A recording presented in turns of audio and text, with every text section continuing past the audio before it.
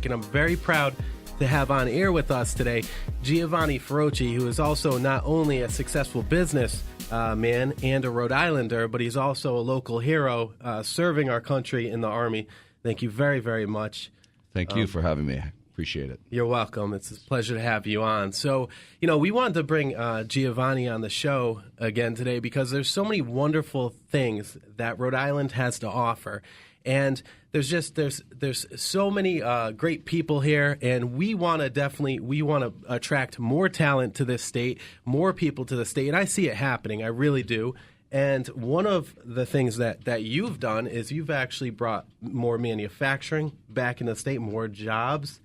And your latest company, which you resurrected from the Lazarus brothers, right, was, yes. Did I say their name right? Yes, Lazarus. Yeah, phenomenal story was BENRUS, which is a phenomenal watch company. You're doing backpacks, you're doing all that now, and I see your signs all over the place. Yes, BENRUS used to be the third largest watch company in the United States. Yeah. And it was around from 1921 to 1977. The last owner of it was Victor Kayam, who was known for his Remington shaving company.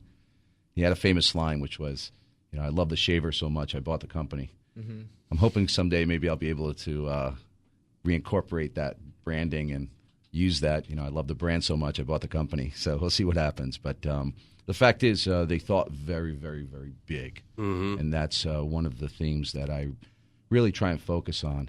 The Lazarus brothers, at one time, they tried to put a watch on the Statue of Liberty. Did they? They introduced the bill in Congress. So, talk about marketing, just showcasing, in their case, it was the economy of Waterbury, Connecticut. Mm-hmm. Thousands of jobs, just a real pride. And it used to be what was issued in the military as far as a timepiece. Yeah, I've seen that. So in World War II, it played a major role not only in, the watches that the frogmen wore, right? Mm-hmm. But also, a lot of our soldiers, airmen wore it, and also operatives, right? Yes, the famous piece is called the Sky Chief. The yes. Sky Chief was worn by all the cargo pilots who, by default, when the commercial airline industry came into play, they were the pilots. Mm-hmm. And so the BENRUS Sky Chief was the official watch of, American Airlines, Northwest Airlines, all of them, all the big ones, TWA, you name it. Very, very cool. So now, thinking big, okay, I want to hear what are your big plans here for BENRUS, for Rhode Island? Sure. Well, in my case, I think the biggest thing that I can offer is not only the nostalgia that people, really are looking for. They want to feel connected to our country. They want mm-hmm. to feel connected to where they work. They want to feel connected to a purchase. And so we're focusing on the back of the watch. Mm-hmm. Everybody else in this country will sell the front of the watch. I'm going to focus on the back of the watch. You received a BENRUS when you retired. You received a BENRUS when you graduated, when you got your confirmation, mm-hmm. you got your bar mitzvah. Well, you name it, you received a BENRUS. You worked someplace 10 years, you got a BENRUS. So it's not about selling BENRUS. It's about making it available and having it become a default purchase for someone. So I like to use a kind of a silly analogy, but I think it works. It's like if, my sister-in-law is having a baby or something, my mother's making the plans, right? She's like, okay, you're buying the bassinet, you're getting the crib, mm-hmm. and so forth, right? Well, it's the same thing. It's like, who picked up the BENRUS? Joey's graduating Sunday. Who picked up the BENRUS? It's not about if you're going to buy it. It's who's picking it up. Yeah, that's great. And that makes a ton of sense, too. Yeah. And, I was watching one of your videos, and you did a TEDx talk, which is pretty impressive because those TED videos are phenomenal. They have a lot of great people on there with very innovative ideas. And I like in a lot of there, when you were talking about our country and everything that we have here, you got so passionate. I seen you got red in the face. You were like, it was awesome, right? And then you were talking about the different myths, okay?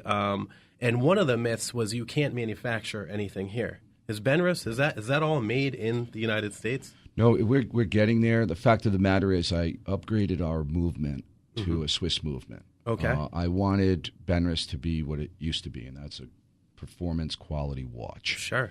And the fact of the matter is that's who makes the best movements. So I'm incorporating a Swiss movement. The new rules and regulations call for whatever the movement or wherever that is made, mm-hmm. that is what the overall piece is stamped. Okay. So that's what it will be. It will be a Swiss-made product. That said, I have been in discussions and look forward to the day we might be able to create an American movement. Mm-hmm. And there is actually a group out of Baltimore working on that, and I would likely be one of their largest, if not their largest customer overall. That's very cool. Wow. A very cool fact about BENRUS is that you guys actually, back in the day, I believe it was the 30s, you hired the first woman to manage an operation of that size, out in Europe, right? Yes. And That's unbelievable. Yeah, and they had a lot of first, and that goes back to innovation, goes back to big thinking. Yeah.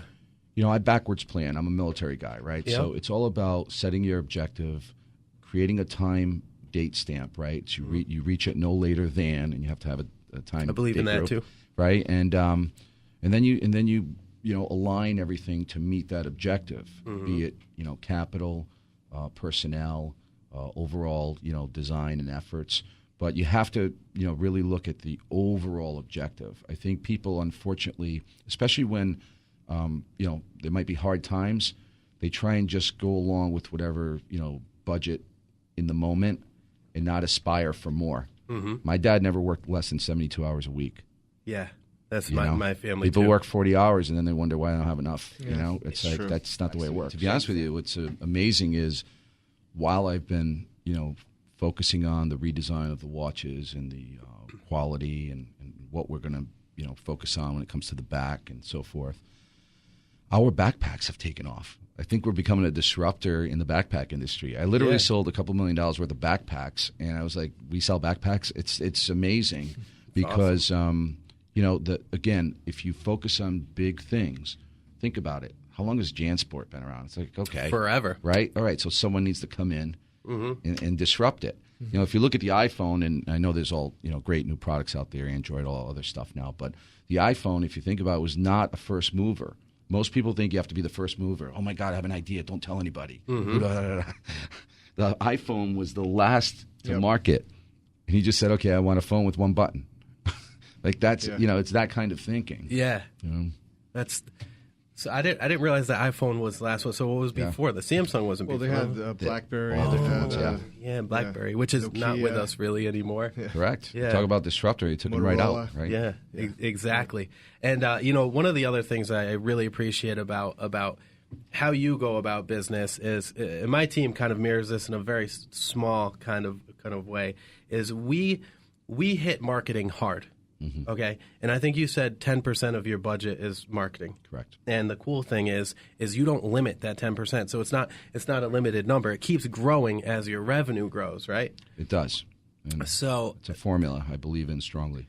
People were like, you guys are crazy to my team when we had billboards, when we had the radio show, when we had all that stuff. But I see you over in, I think you had an ad on Gillette Stadium. Yes. With the Celtics. You had an ad with the Celtics in Boston, and I see it all over the place on the highway, and I just think that is unbelievable. And really, if you want something, you can get it, okay? And I'm talking with you, our listeners, and anybody that aspires to do anything at all. And Giovanni is a shining example of that, of making it happen. Thank you. Do you have a quick story of when somebody told you couldn't do something and you did it? I'm sure you have tons.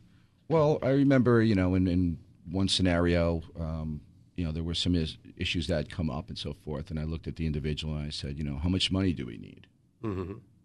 And he began saying a few things. I said, no, just tell me how much money we need, and then I'll go make it. And they all looked at each other like, never heard of something like that before. So, well, that's how it works. It doesn't. It doesn't just kind of happen. You wake up every day and see who comes through the door or anything like that. So marketing. In my instance, I was fortunate enough to go through the advanced management program at the Wharton School at the University of Pennsylvania. And what you realize is there's different ways to build your company. So if you want to be an operations company, you look like a bank. If you want to be a sales company, back then the examples were IBM or some other software company, et cetera. If you want to be a marketing company, you look like Nike, you look like Apple.